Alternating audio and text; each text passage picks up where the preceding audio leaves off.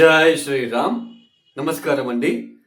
2025 ఇదే నవంబర్ 11వ తేదీ నుంచి గురువు కర్కాటక రాశిలో వక్రించి సంచారాన్ని ప్రారంభం చేస్తున్నారు.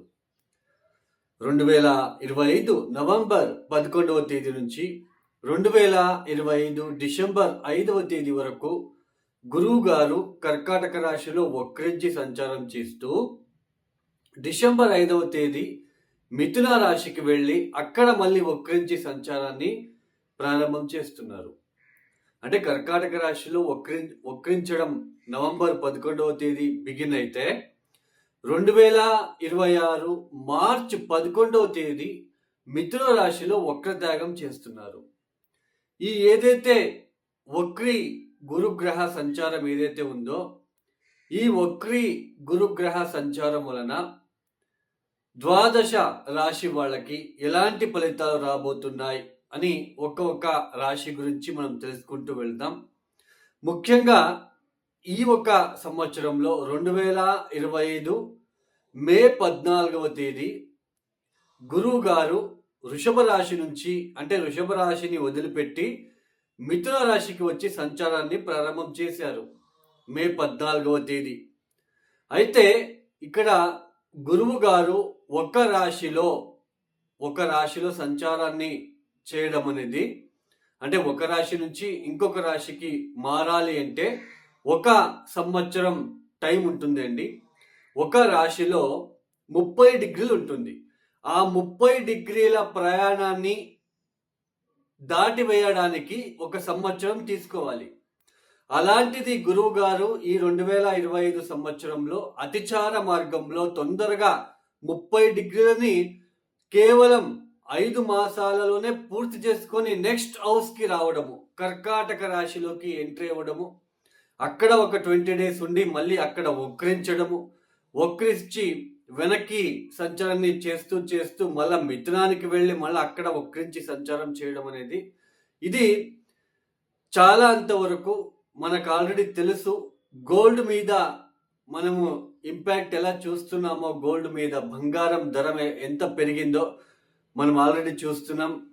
ఈ అతిచార సంచారం అనేది 2033 వరకు ఇలానే కొనసాగుతూ వెళ్తూ ఉంటుంది.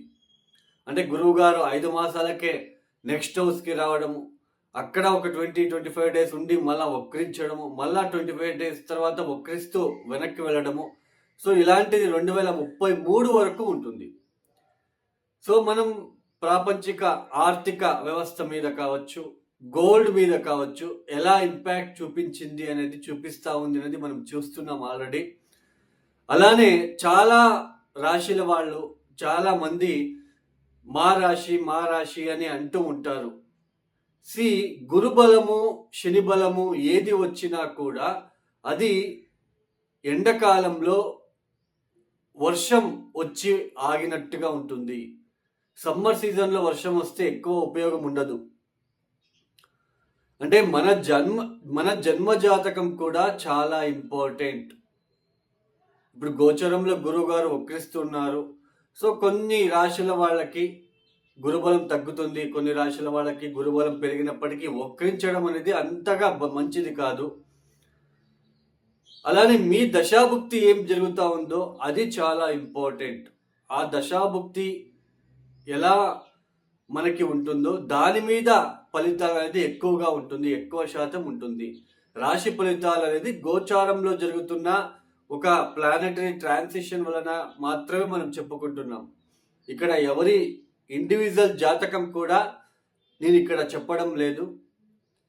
ఓన్లీ గోచారంలో ఈ ఒక గ్రహాల స్థితిగతుల ఒక ఏదైతే ఉంటుందో గ్రహాల మార్పులు వక్రించడము వీటి వలన ఏర్పడే ఇబ్బందులు కావచ్చు, పాజిటివ్ కావచ్చు, అది చెప్పుకుంటున్నాం. ఒక రాశిలో లక్షల మంది ఉంటారు, అందరికీ ఒకే ఫలితాలు ఉండవు, ఇది గుర్తుపెట్టుకోండి. ఇక అలానే ఒక ప్లానెట్ ఒక ఇంటి నుంచి ఇంకొక ఇంటికి అంటే ఒక రాశి నుంచి ఇంకొక రాశికి మారినప్పుడు అష్టకవర్గ బిందువులు ఎన్ని ఇచ్చారో ఆ హౌస్కి అనేది కూడా మనం చూసుకోవాలి, లేదంటే మనకి ఫలితాలు అర్థం కాదు. ఇక ఒక రాశి గురించి మనము చెప్పుకుంటూ వెళ్దాం. ఇక కన్యా రాశి. ఈ కన్యా రాశి వాళ్ళకి ఈ 2025 మే 14వ తేదీ గురువు గారు వృషభ రాశి నుంచి మిథునానికి వచ్చారు. అంటే కన్యా రాశి నుంచి దశమ స్థానం అవుతుంది. దశమ స్థానంలోకి గురువు గారి సంచారం ప్రారంభమైంది. ఇక్కడ ఎప్పుడైతే దశమానికి వచ్చి సంచారాన్ని ప్రారంభం చేశారో ఉద్యోగంలో అనుకోని స్ట్రెస్ అనేది మీకు పడి ఉంటారు. పని భారం, పని ఒత్తిడి, ఎవరైనా మీ సీనియర్ కావచ్చు లేదా మీ కొలీగ్స్ ఎవరైనా లీవ్ పెట్టినప్పుడు ఆ పనిని కూడా మీరే చేయవలసిన ప్రమేయం ఏర్పడి ఉంటుంది. అంటే ఉద్యోగంలో స్ట్రెస్, పని, జాబ్లో ఒత్తిడి లాంటిది ఎదుర్కొని ఉండడానికి ఛాన్సెస్ ఉంటుంది. ఇద్దరు ముగ్గురు చేసే పనిని కూడా మీరే ఒక్కరే చేయవలసిన ప్రమేయం ఉంటుంది. అంటే బాగా మీపైనే ఎక్కువ ప్రెజర్ అనేది మీకు పడి ఉంటుంది.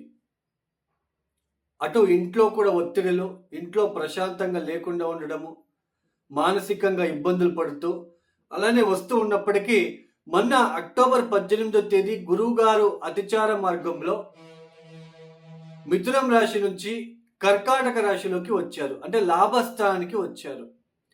ఇక్కడ ఎప్పుడైతే అక్టోబర్ మాసంలో 18వ తేదీ నుంచి లాభస్థానంలోకి గురువు గారి ప్రవేశం జరిగిందో ఇక్కడ ఆ జాబ్లో ఉన్న స్ట్రెస్ తగ్గడం లాంటిది, కొంచెం ఎక్కడో ఒక చోటు హ్యాపీనెస్ అని అనిపించడము, ఆ భార్యాభర్తల మధ్య సంబంధ బాంధవ్యాలు ఎక్కడో ఒక చోటు పాజిటివ్గా కనిపించి ఉండడము, మిత్రుల కలయికలు, కొత్త కొత్త మిత్రులు కావచ్చు లేదా పాత మిత్రులని కలుసుకోవడం లాంటిది, కొంచెం ప్రశాంతంగా ఉండడము, ఆ బిజినెస్లో ఆ లాభం కావచ్చు, ఆర్థికపరమైన లాభాలు కావచ్చు, కొంచెం పాజిటివ్గా మీరు చూస్తూ కొంచెం ప్రశాంతంగా ఉంది అని అనుకుంటున్నప్పటికే ఈ నవంబర్ 11వ తేదీ ఆయన వక్రిస్తున్నారు. అగైన్ 11th హౌస్లో వక్రిస్తూ సంచారం చేస్తూ డిసెంబర్ 5వ తేదీ డైరెక్ట్ మిథునానికి వెళ్ళి, అంటే దశమ స్థానంలో మళ్ళీ వక్రించి సంచారం 2026 మార్చ్ 11వ తేదీ వరకు ఆయన వక్రించి దశమ స్థానంలోనే ఉంటారు. ఎప్పుడైతే లాభస్థానంలో వక్రించి సంచారాన్ని ప్రారంభం చేస్తారో ఇక్కడ మళ్ళీ ఎక్కడ ఒక చోట ఆదాయంలో తగ్గడం లాంటిది, ఆ బిజినెస్ విషయంలో ఎక్కడ ఒక చోటు డల్ అనిపించడము, ఆ బిజినెస్ కరెక్ట్గా ఇంప్రూవ్మెంట్ అవ్వక కొంచెం స్ట్రక్ అవ్వడము, మళ్ళీ కొంచెం మెంటలీ డిస్టర్బెన్సెస్ అనిపించడము, మెంటలీ డిస్టర్బెన్సెస్ లైక్ ఫైనాన్షియల్ విషయంలోనే మెంటలీ డిస్టర్బెన్సెస్ లాగా మీరు ఫీల్ అవ్వడము, ఇలాంటివి కొంచెం రావడానికి ఆస్కారాలు ఉంటాయి. కొంచెం రాంగ్ ఇన్వెస్ట్మెంట్ చేసే ఆస్కారాలు ఉంటాయి. కొంచెం జాగ్రత్తలు తీసుకోవాలి, లేదంటే ఇబ్బందులు పడతారు, డబ్బు నష్టపోయే సూచనలు ఉంటాయి. ఆర్థికంగా ఎక్కడో ఒక చోటు తక్కువగా ఉంది నాకు డబ్బు, ఎక్కడో ఒక చోటు ఇన్కమ్ తగ్గుతా ఉంది అని అనిపించే ఆస్కారాలు మీకు ఇక్కడ కనిపించడానికి మీకు టైం అనేది రాబోతున్నది.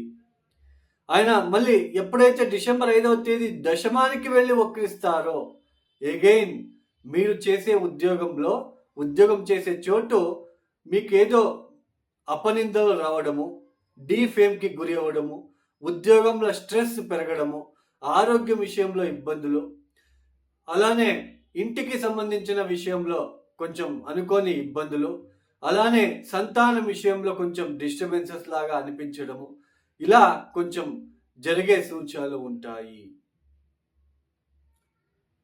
సో దశమస్థానంలో గురువు వక్రించినప్పుడు ఇలాంటి సిచ్యుయేషన్ మీరు ఫేస్ చేయక తప్పదు.